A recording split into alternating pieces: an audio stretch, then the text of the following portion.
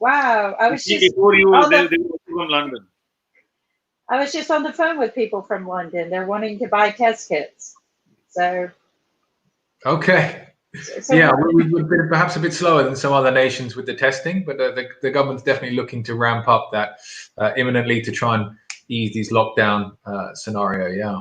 Well, I have to say that they are a lot more stringent with their research for test kits. Their questions are a lot longer. Most people just say, sign the order and let's go.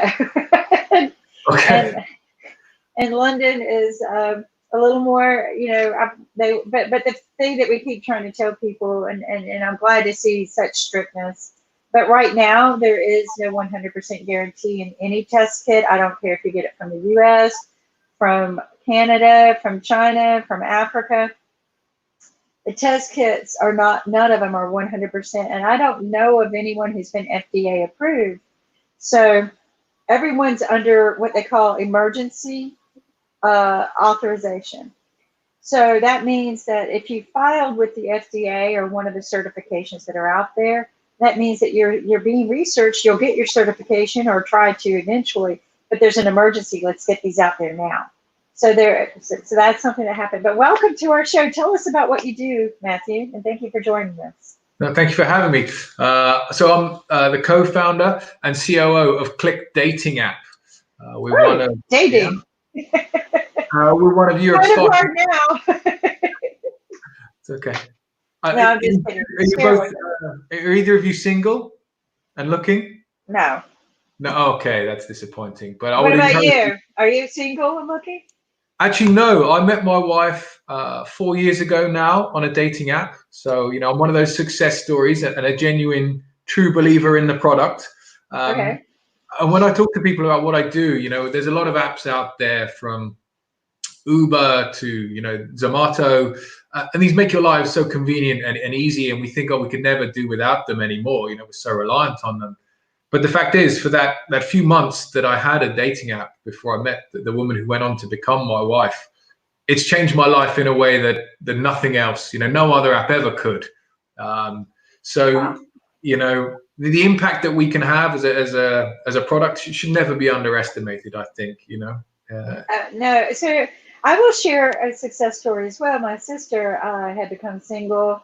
I think when you go through certain divorces or things like that, you just think you'll never, ever, ever do it again, right? Get married or find the right person.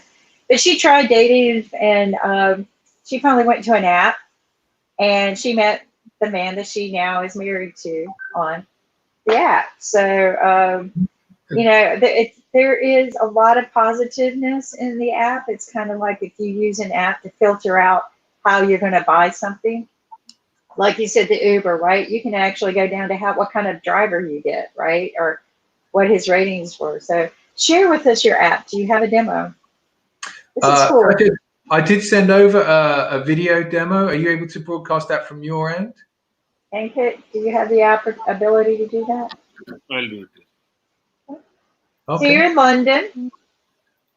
Yeah. So share with us about the lockdown policies or whatever it is you're doing while we pull your app up. Okay, so England has instituted social distancing, as it's known. We're required to only leave the house for essential purposes, key workers, essential shopping for food and, hygiene items.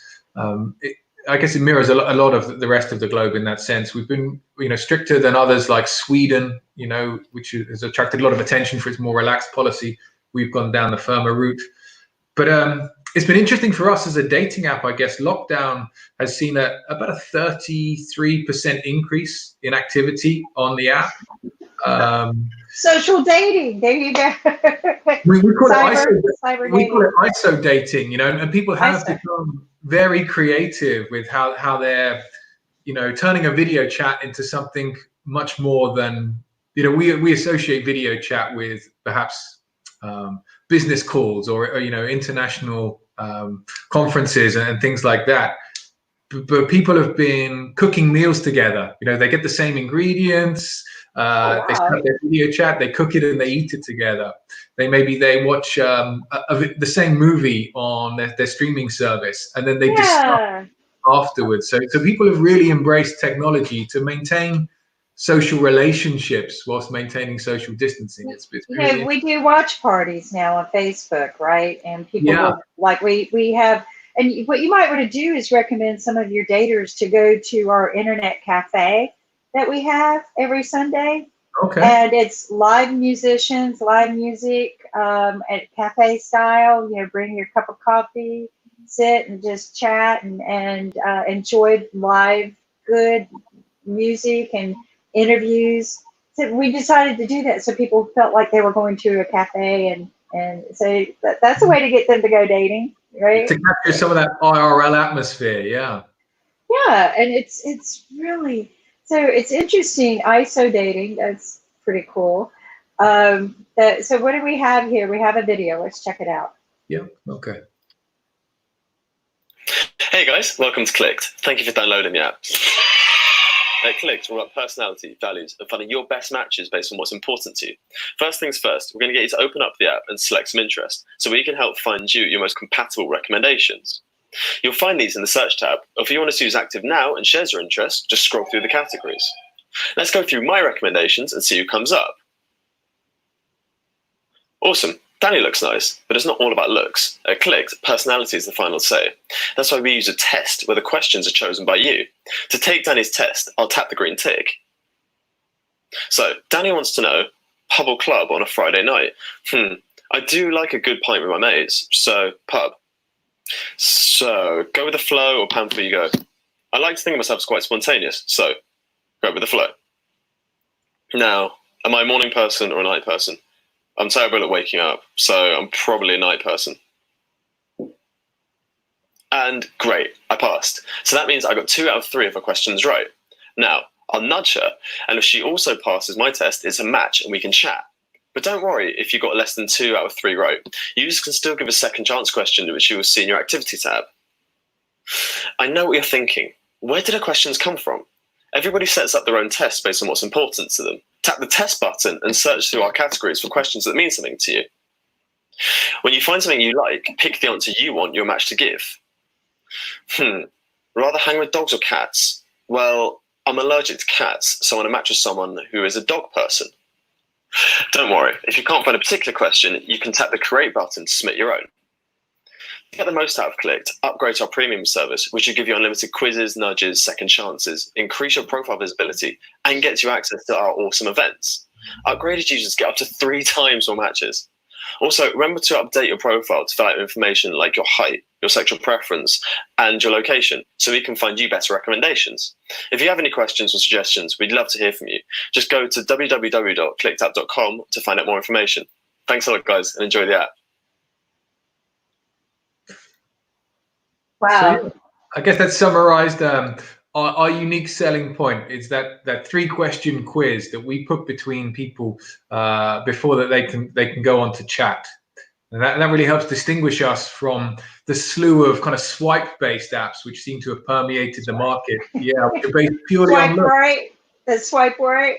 We have a song about that. We have a song called Swipe Right. Are you going to sing it for me now? We can get it actually Sunday. Join us Sunday and I will have it sung for you. It's really, really quite cute. No, it's I have one song recorded in Nashville, but I don't sing normally. So okay. But Matthew, you know that when people look for dating apps, they go to Play Store or Apple Store, and there are tons of apps. So how do they find yours? Yeah, because it's very difficult, and also all the apps are all similar. Swipe right, swipe left, and all those things. So how they can reach out to Click, and what kind of different experience apart from the questionnaire you are sharing with their audience?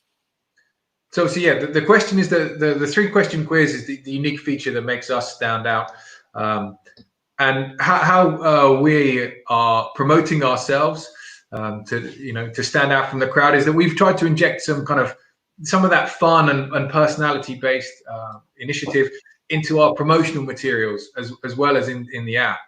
So some of the campaigns that we've been doing, for example, we had a speed dating event, where after 3 dates, we would ask you, would you go on holiday with the person opposite you? Not just whether you'd go on a next date with them. And then at the end of the night, we picked 3 couples, and the very next Friday, we sent them away on holiday. And they'd only known each other for 3 minutes. And this was quite exciting and new, and it got us the attention of some of the national press in the UK. We actually ran this with celebrities from Love Island, Made in Chelsea, The Apprentice, The Circle, also on the BBC show. And it was such a unique and novel concept that it generated really quite a lot of publicity and awareness for us. And that's what, one of the examples of how we've tried to be different and then stand out from the crowd. And also, Matthew, you know the industry because a lot of fake profiles and a lot of unwanted people are also using the app. So how you can discriminate between a genuine person and then people who are doing fake profiles and who are not genuine, and they're just trying to use the platform for different measures? Okay, so we have a human review process. All profiles go through a human review within 24 hours of being uploaded onto the app. We've got a constant monitoring for reports of suspicious behavior from users. If we're seeing one person has had a number of blocks by other people, or they've been referred to the admin team for review, then we're proactive in monitoring that. And then there's various software solutions that you can install. And there's actually a collaborative effort within the dating app industry. There's a few companies that offer a centralized service. They have a database of suspicious IP addresses, email addresses, profile photos that all have a record and a history of being used for nefarious purposes. And that allows you to filter these people from the app early on, and then report further incidences from your app and share them with others in the industry to help minimize that problem. And what kind of success you are getting in terms of numbers in UK and maybe in Europe, if you have that app available? Sorry, I missed the question. Well, so he's shared some success stories with us, but what is your average success rate? In terms of versus in the US? And I'm curious too, are you getting messages that people are meeting each other around the world, or are they pretty much do they just meet close to home, or how does that work? Okay, so from our data, we see that most people have about a 12-kilometer radius of interest. When that's about as far as the average person. We do have some examples where people stretch it out to 150 and they're willing to make the effort. But most people, I think, they're looking for that somebody who's a local connection to them for that IRL meetup, and then sustaining the relationship more conveniently. You were asking for a success story. I think one of the best examples I can give you, earlier on when we were launching the app, we put a post out there. We were looking for an intern to basically give the app a test drive. Is it working? So we put a job advert up there. We called it the world's greatest internship. You would get paid to go on dates, to have fun. You only had to work half a day a week in the office. The rest of the time there, you'd be out dating. And if you found love on our app, we would pay for both of you and your new love to go to a European music festival of your choice. We had a young girl called Daria, won, through the rather rigorous review process. As you can imagine, we had a lot of applicants for such a fun summer internship. She went, I think, on 3 dates initially, and on the 3rd date, she met somebody. She thought this might be the one. Continued to see him for the remaining 7 dates. They've been together now, I think, coming up on 2.5 years. Wow. So yeah, he's, if I remember correctly, she was Russian originally. He was Brazilian. They've both been to their respective home countries to meet the parents. Wow. And it's a real romance story. Yeah. That's like what you see on the movies. So what you do is really cool. Like, you get this good feeling. I'm sure there are some stories that just don't happen, but you get this good feeling, right? That you made 2 people connect and have happily ever after like yourself. So I have to know, you've been around a couple of years. How did you monetize on this? This is a startup talk show. So can you share a little bit about how you got bootstrapped and how you You got your funding. If you had funding, how did you do that? Okay, so we've only recently started to monetize. It's actually been a fairly long road of experimenting with different UX UI elements, and we wanted as much interaction within the app as possible from our users to get that feedback and really get product market fit right. So we weren't in a rush to monetize. We have recently introduced what you call the freemium model now. So we have a base level of interactions that are available for free. But if you want to exceed those levels and get more matches, send more second chances and those kinds of things, then you require a subscription. But the subscription also comes with a few benefits, those cool events that we've talked about. You get much more opportunity to attend those events if you're one of our paid members.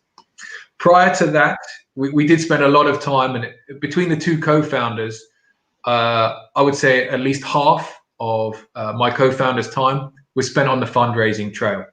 So you can't neglect that that focus. And he was attending a lot of startup meetup events in London, networking events. Working LinkedIn was another key channel for us to establish contacts. Networking with other successful startups now who could say, oh, actually, this was somebody I spoke to and they're interested in your area. And like I said, my co-founder Mike spent at least half of his operational time working on the funding rounds. No, I think it's people don't understand. And also there's a lot of investment that goes into apps. People just think, oh, it's there. I push my button on the phone. But there's a lot of development. Like you said, your co-founder had to spend a lot of time searching for funding. I have had a lot of startups, and then I went into retirement for a couple of years and had an invention that came out. Then one of the first things told to me when I came out, and I was kind of networking, like you were talking about going to startup functions, Million Cups, or just all these different things. Pitch competition was another big one. Well, and here's the thing. Okay, I've owned companies. I never had to do a pitch in my life. I just went out, raised money, got money, and did it. That was before all of this Shark Tanky thing came around, right? Okay. So first words out of somebody's mouth was, "Do you have a deck?" And I'm like, I got a business plan. What the heck's a deck? What's a deck? I literally had to Google what is a deck. I know what a business plan is. And my business plan's kind of this thick with all the finances and everything. So then pitching, right? But the other one they told me to be prepared to do is they told me either hire a CEO to run your company and you will be out raising money, or hire somebody to go out and raise your money for you. That you will not have time to do both. And I go, wait a minute. I am so used to, I got my product, I got my solution, I'm going to go out, get my money, and run a company. What the heck? So what I found out is the investor patterns had changed during the time I was in retirement, and they only like to give maybe $150,000 to a unicorn company that becomes their Uber, right? So Silicon Valley, I think, kind of instigated this. People were like, wow, yeah, I'll put $50,000 in and have a $40 billion company in 2 to 5 years. But it's not like that. There's a lot of money that goes into developing these apps. They cost a lot of money. It costs a lot of money to run a company, but moreover, marketing. Because the only way you survive an app is to be out there, because there's millions of apps, is to be out there and market. But people don't understand. You build an app. It goes on your phone, right? On iOS, you have to get it for iOS, and you have to get it for Android. Then you have to maintain it and upgrade it every time they upgrade. People don't understand that costs a lot of money, a lot of time. So people, when they ask for money to use their app, it's worth it, because there's a reason for your convenience, and it costs them a lot of money to get there. This is what I'm trying to tell people. It's just not, oh, we wrote an app and it's used, is it, Matthew? No, I mean, I think that was one of the big eye-opening moments for us, and probably why a lot of companies, startups fail is they do the friends and family round, and they get that MPV and they push it out, and then they sit back and they're thinking, we love this app, we've tested it with all our focus group feedback has been brilliant, and then they've got no further runway. to promote and grow. And the app sits there, it gathers dust. As you say, new versions of the operating systems come out, plugins, integrations, and slowly your app falls behind. And actually, quite quickly, you find that even if somebody does try and download your app, it doesn't fire up. Yeah. There's no. I think the myth of passive income has disappeared, evaporated now. So I believe that the app industry, and especially the app, company who are doing the apps, they have a very hard time while the transition is going on, because they lose a lot of customers while the transition is happening from OS 1 to OS B. And that's what's happening around the world. What do you think, Matthew, about the transition? Because once you do a transition on an upgrade of an app, do you lose your customers? So you were saying once we do a transition on the app? Yeah, transition means once you upgrade the app from one OS to the other OS, so you have to do some upgrades. Do you lose your customers in between? So we've not experienced a problem with loss of customers. Yeah. One of the bugs that we didn't realize was occurring initially was that our customers were being logged out of the app during upgrades, and so although they still had the app on their phone, they were no longer receiving push notifications, and so the retention levels they still had the app installed, but they weren't being drawn back to the app, and the engagement levels would tail off until they found an organic reason to come back to the app. So this was something I would say. It seems like a very small, thing to consider, but actually, if you're pushing, as we are now, I think we're on our 11th build this year, as we iterate, and each A/B test reveals a new feature in the app that should be improved and that the customers are asking for. If you imagine that in the last 11 times we've released our app, our customers have potentially forgotten that they were on our app for an extra couple of days. That was really something that we had to then double back on and remember.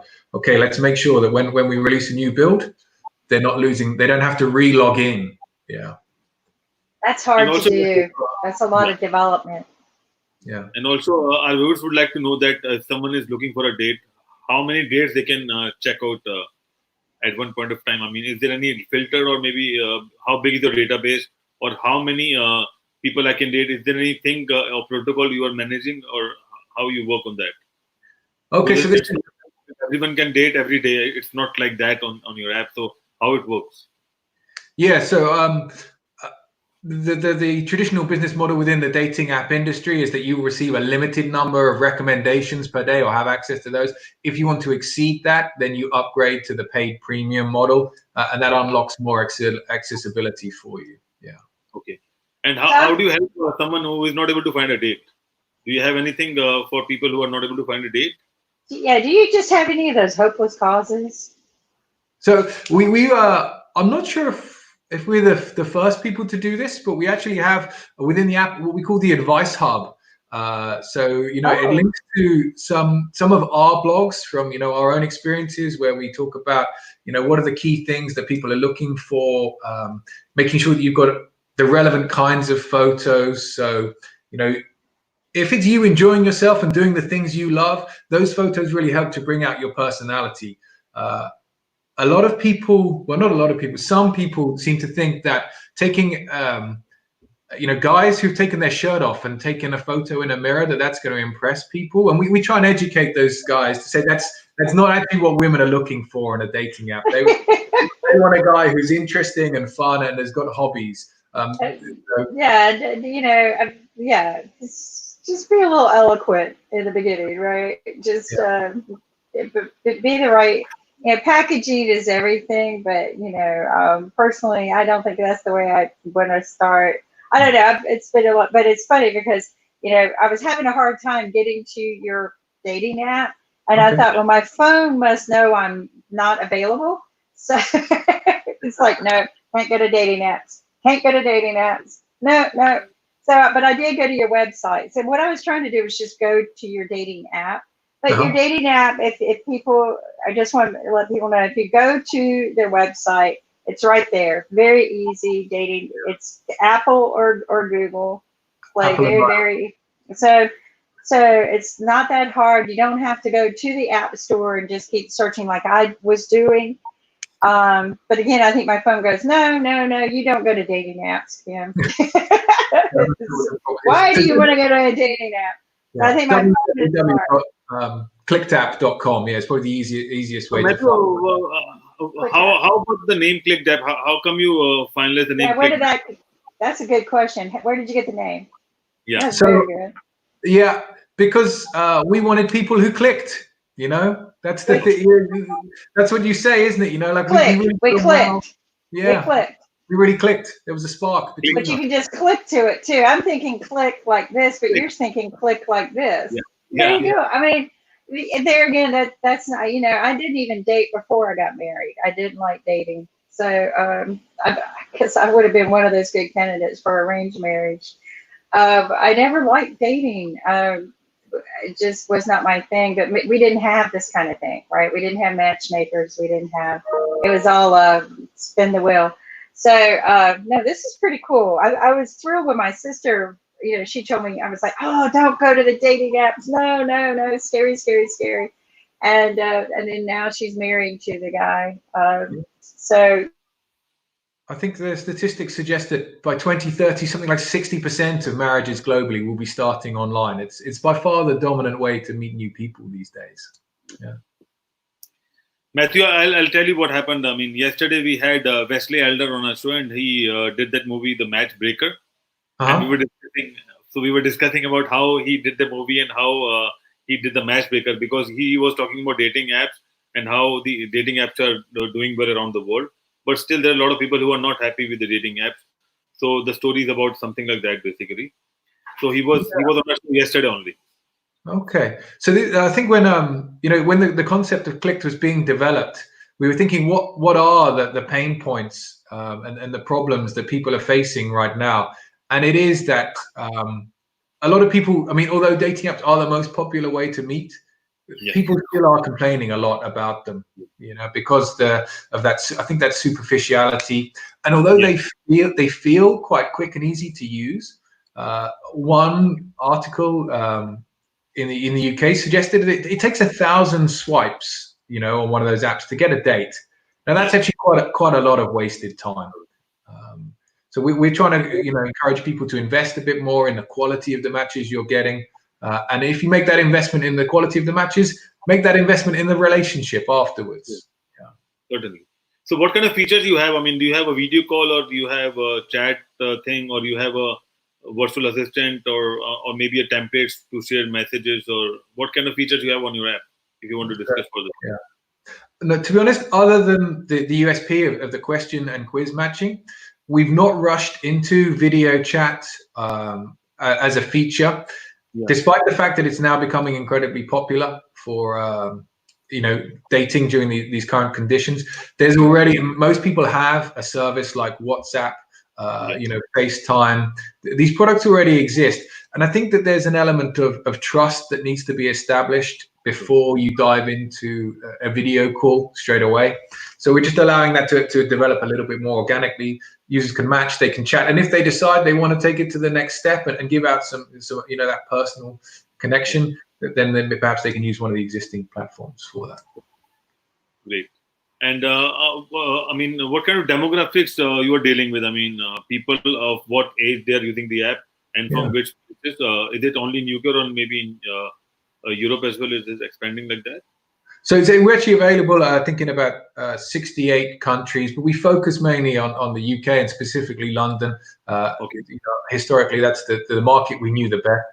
We were intrigued to find that we thought our user base would be older, about kind of 28, who were looking for more serious relationships and looking to settle down, and we thought our USP would appeal to them.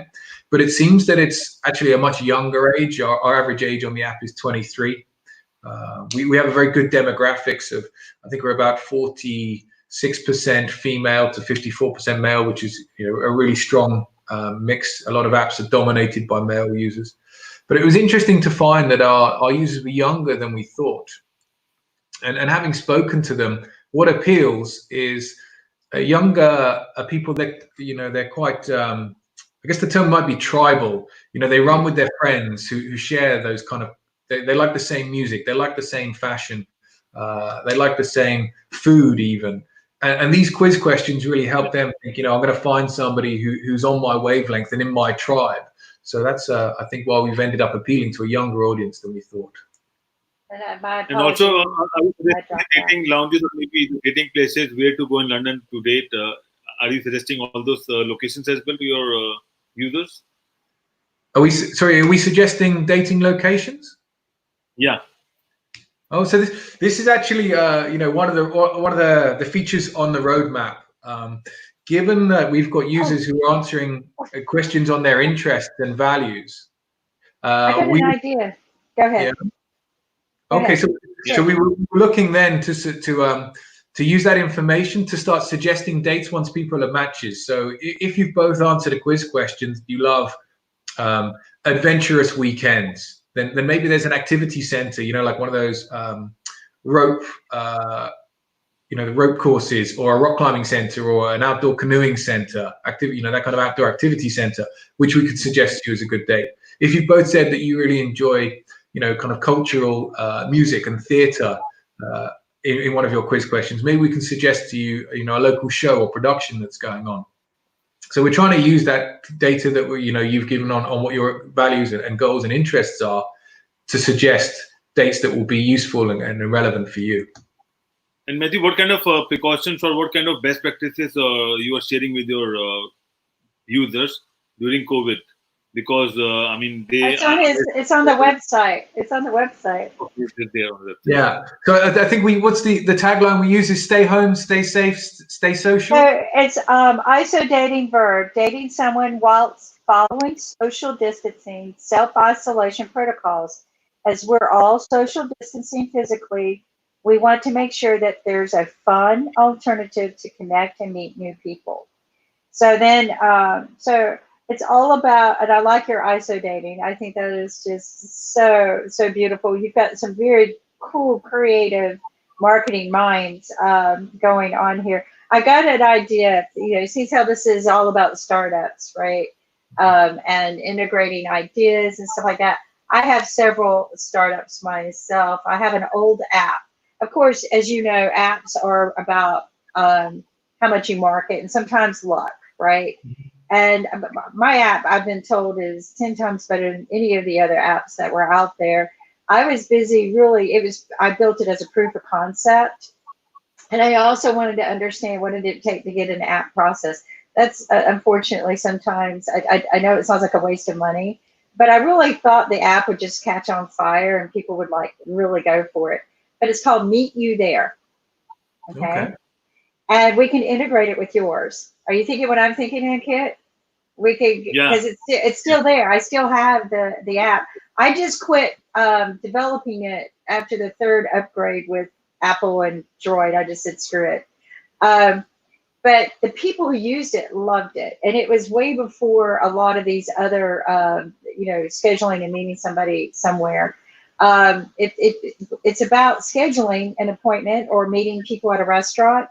And the reason why I developed it is that everybody says okay, and then you get to the restaurant and everybody can look and see where everyone's at. If you said okay and it could track you, then you can see it. So you're not calling, where are you, when you're going to be here. It gives estimated date, you know, time of arrival, ETA, for everyone's estimated time of arrival.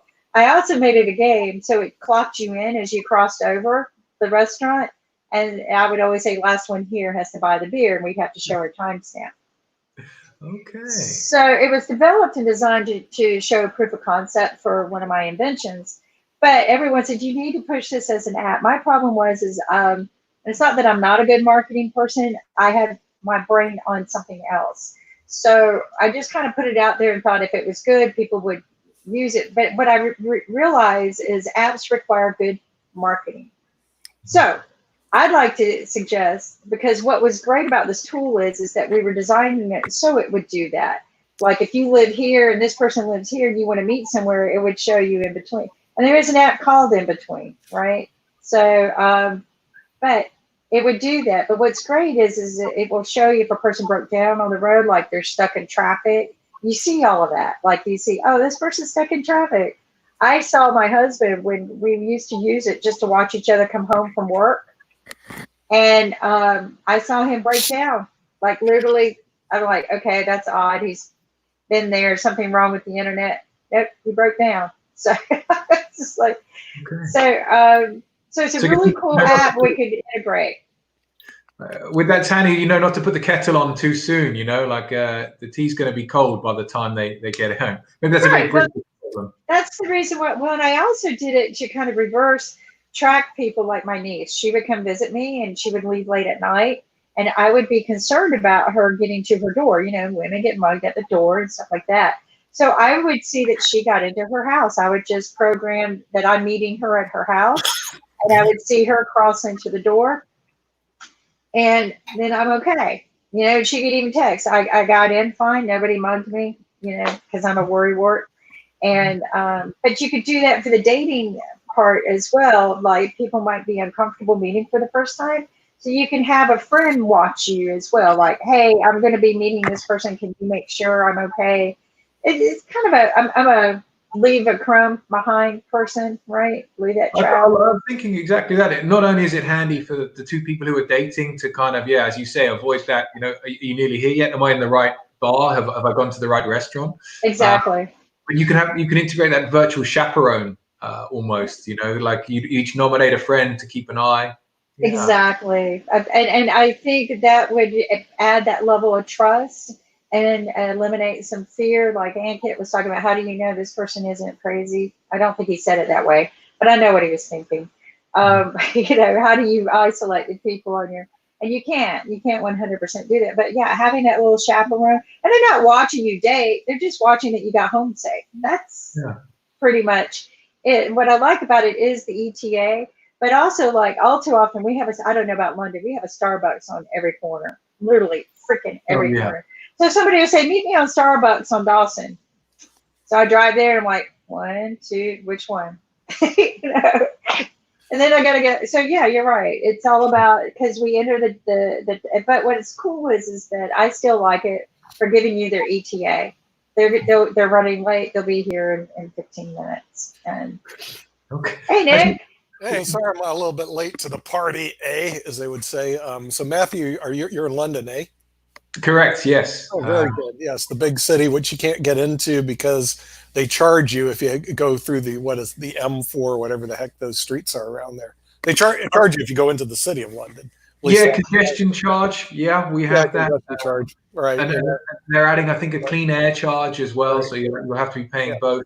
Right, clean air charge. Okay. Right now, I don't know if they're worried about that. But on your dating app, how do you compete against all the other dating apps and the dating sites that are out there? I mean, he shared that earlier, but go ahead and share that again. It doesn't hurt to share with Let's hear it again. I want to hear this.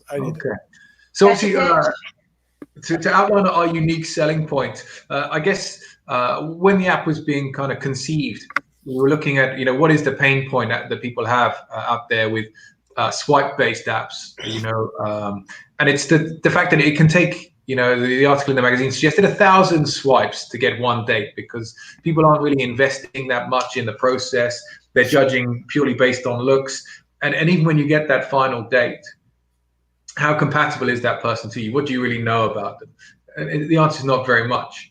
There are products out there, the old traditional web-based dating products used to require 150 questions in an hour and a half to set up your profile before you could get started. But they've fallen from favor, and young people weren't using them because we're used to apps that are quick and convenient.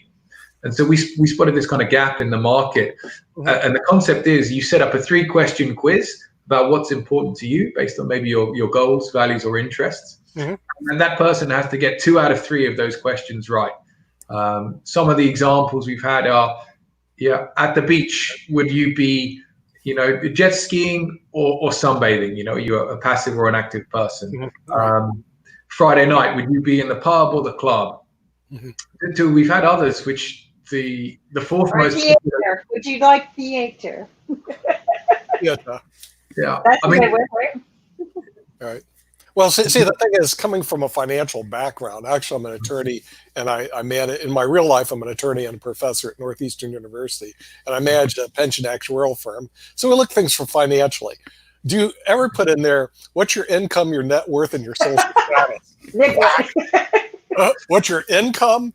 This is for the older people. What's your income, your net worth, your marital status, and your social status? Do you ever do that? So the questions are a A/B format, either or. So you have to be a little bit more subtle and creative, but you can find questions in there about what are your qualifications? Sure. Are they more blue collar or white collar?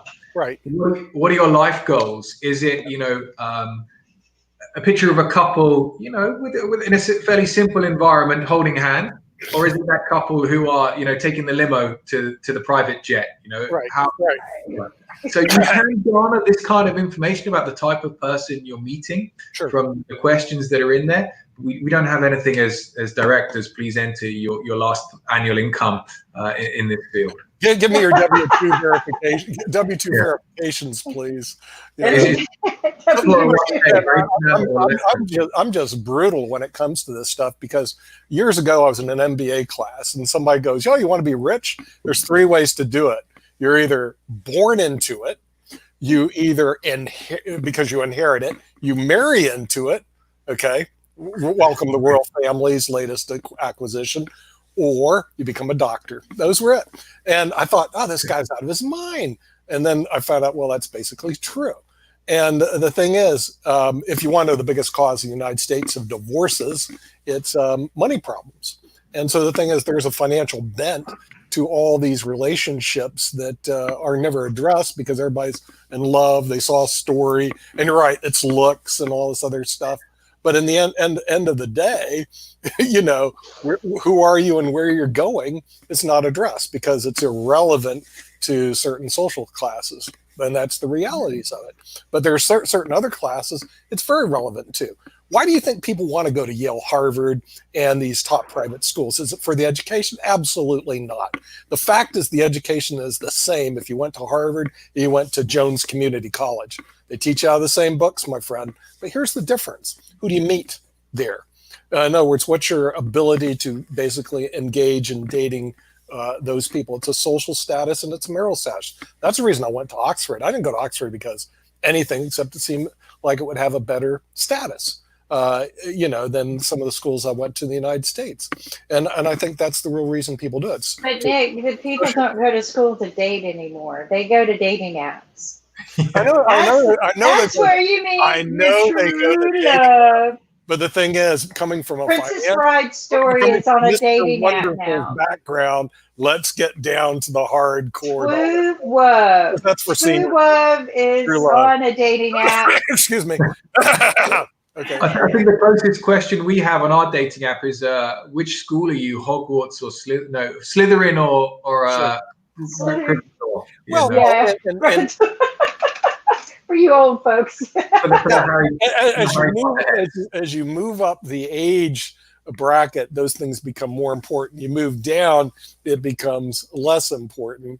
But the thing is, overall, it's something that I think might be interesting for some of the people, because here's another stat. I would never date again because I'm either going to become a purse or a nurse at my age. So I mean, let's put it this way. It's an interesting concept because obviously it has worldwide application as opposed to a lot of apps. They die at the borders. It's one use. So you say something that a lot of people don't understand in the real world. It's called UX or UI, user interface. Yes. And that's probably the most important part of an app. Am I right, Matthew? Right. Yeah. But the USP is basically to keep it simple, stupid. It's for the people that are simple, stupid. Right. Okay. Now, but here comes the second more important question: how do you monetize it? In other words, okay. Well, we were talking about that. He just started monetizing. How do you, as a company, monetize it? Because I see a lot of people on the internet; they want everything for free, and then everything's a scam. So how do you monetize your app? Okay. The classic model in the dating industry is what you call freemium. So you offer limited functionality and caps on activity for users. And then if they want to exceed those or unlock those extra features, that's when you charge the premium subscription. Okay.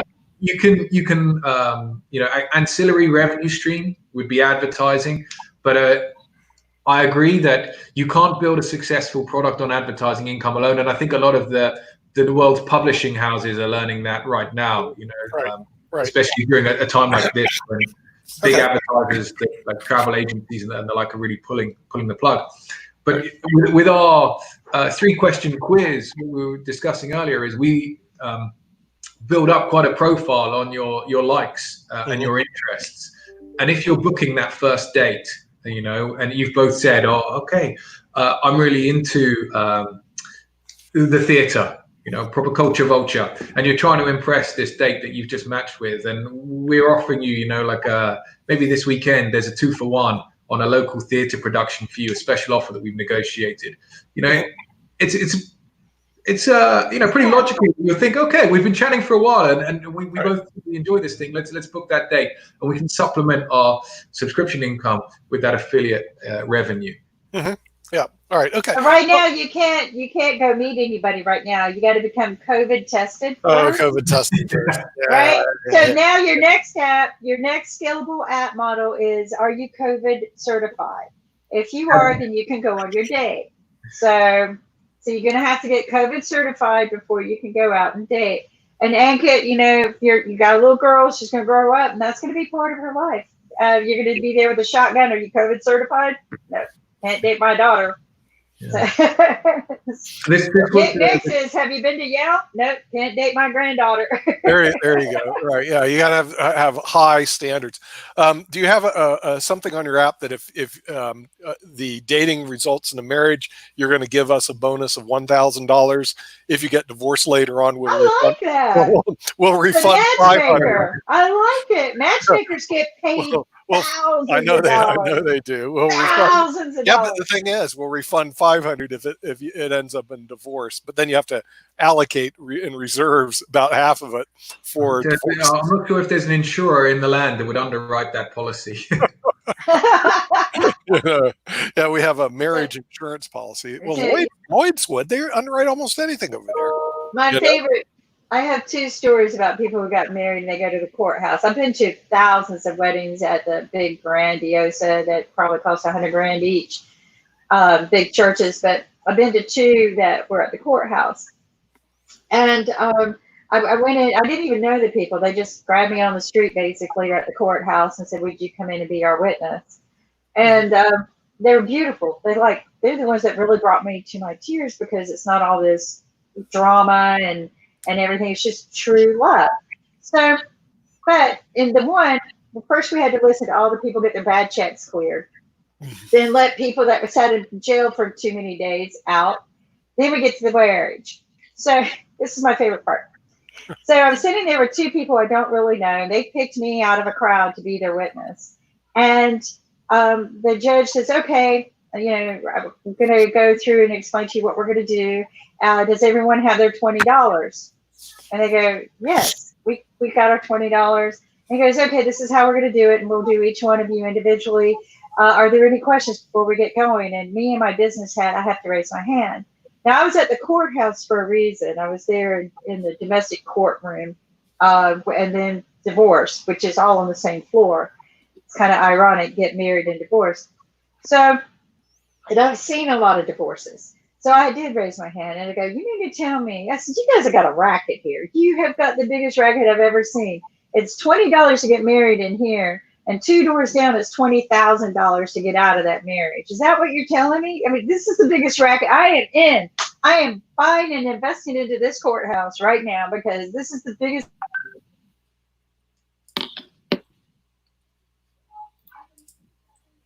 I think Kim froze up. I think she spent time in the court. The gist of the story that you can lure people in with the cheap promise of true love, and then once you've got them on the hook, you can exploit them for $20,000 when they're struggling for a divorce. Right. Yeah. Well, the thing is, the real theory behind it, it's property division, which is harder to do than acquisition. So the things when people get married, they join their properties together. Not a big deal.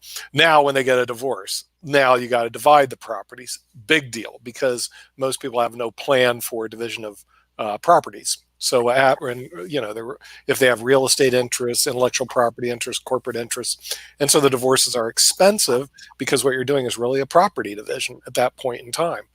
And that's kind of like the name of the game, and it's been around for a long time. I do like the idea of dating apps, and the thing is using computerized because it makes mathematical sense. In other words, there's 7.8 billion people in the world, and your compatibility is probably not with all 7.8 billion. And a dating app done right and using computer-based models to as best as possible reduces the probability of you running to somebody that's basically ain't going to work out. In other words, it's a waste of time. And so I think that theoretically it should work. Haven't seen a lot of studies on it, but that's not an area that I actually spend a lot of time doing research. But I'm sure there are studies on dating apps versus random stochastic meeting people at a bar, which to me is unbelievably stupid.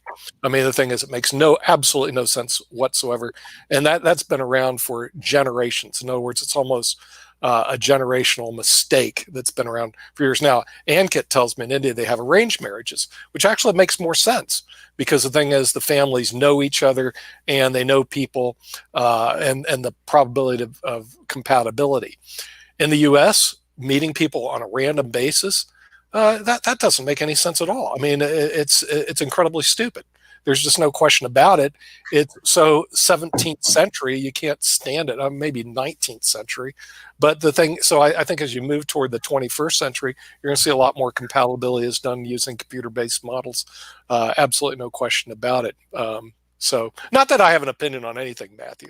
Okay. Not that I have a strong opinion on anything, because trust me, I can be swayed very easily. If you showed me a study, Nick, you're wrong, here it is. Somebody did a study and randomly meeting into people is better than any form of computer dating whatsoever, I would acquiesce. I don't have any problem with it. The studies very much support your conclusion that marriages which start online actually have a much higher success rate than really? They do? Okay, so you have studies published. Yeah, they're out there. Whoa, that is awesome. Let's get that white paper. I want to see that white paper. We need it. Okay, because see, at IBM TV, I didn't want to tell Ankit this. Our average viewer has a doctorate degree. I mean, it's just really bad. So the thing, like no kidding. Here's what's scary: our average interviewers have doctorate degrees. And our average interviewer has a doctorate degree. Yeah, we have some people have master's degree and stuff like that. But we're getting a real select group of people. But then the stuff that we talk about isn't interesting for 90% of the population. They don't want to watch How the World Spins or some of these game shows. Come on down. You won $1,000, Hal, because you randomly won it. If it don't bleed, it don't bleed. But they like drama. A lot of people they're truly. Right. So I'm the same way. When I shut this off, do you know what I watch? Yeah, you don't want to know what I watch. I watch mindless television because it gets me in this. I don't watch news. I watch Forensic Files. I watch Summer Murder Mysteries. Okay, you eat junk food television. Okay, I mean that's the name of the game here, buddy. Okay, because the thing is, look, here's the realities of Welcome to America. Get my Pringles out, baby. Bring that Coca-Cola and sit and eat junk food. All right, so time out, Nick. If Nick doesn't have his Coke during the day, he's lost. And I keep saying we need to get Coca-Cola to back us because we could not go to a TV set that we didn't have a case of Coke. So got Coke. Yeah. All right. So we learned something. And I'm talking right. So we just, I love your app. I hope that you come back and revisit us. Maybe let us help you promote it on IBM TV. We let us route it through IBM TV. Hey, listen, you know the people that need it the most. See, we have a lot of chess players that are on our website. Okay, like I said, the average viewer is a PhD, and we also have a lot of these chess players. And hey, advertise on our chess show. They have like that, right? Because our chess people, you'll get 1 million to 2 million viewers easy. Because anytime you're doing anything with chess, they all watch it. There's this cult. And granted, I would advertise a dating app to these guys. I really would.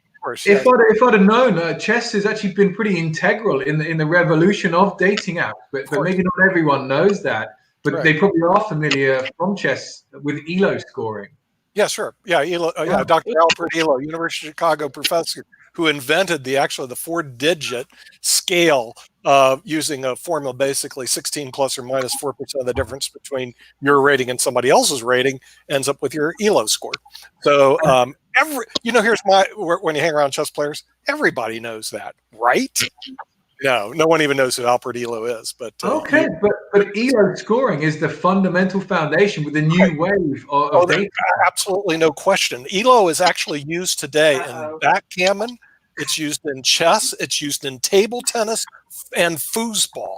So the thing is, the ELO scoring system is used in multiple things besides chess. And I guess it's used in dating too, but I didn't know that they actually. Matthew. You know what, Matthew? Do you play chess? Chess? If you put down, they have a good player there, Nigel Short. But anyway, the thing is, if he puts down dating app using ELO scoring system, all the chess players. You'd be in. Because all you have to do is say ELO. Our viewers would like to know, how is Boris Johnson doing? Oh, who's doing? Boris Johnson. Oh, Boris Johnson. Oh, we need to ask Matt. How's your fearless leader, Boris, doing? So yeah, he's out of hospital. He's back in government now and leading from the front, as it were. Yeah. Oh, good. Yeah, right. Well, yeah, you got to donate that plasma now. He can help. He can help. They say plasma is working. So yeah, definitely one of the areas they're exploring. Yeah. Hey, yes. you just talk about dating apps, and Ania shows up. Plasma. Right? Hi. Where are you from? I'm from Poland. That's what I thought. You're the one from Poland. Or do you actually right now? Do you actually live in Poland? Like right now, you're beaming from Poland? Yes. Warsaw, Krakow, or where? Krakow. Krakow. Really good, right? And your English is good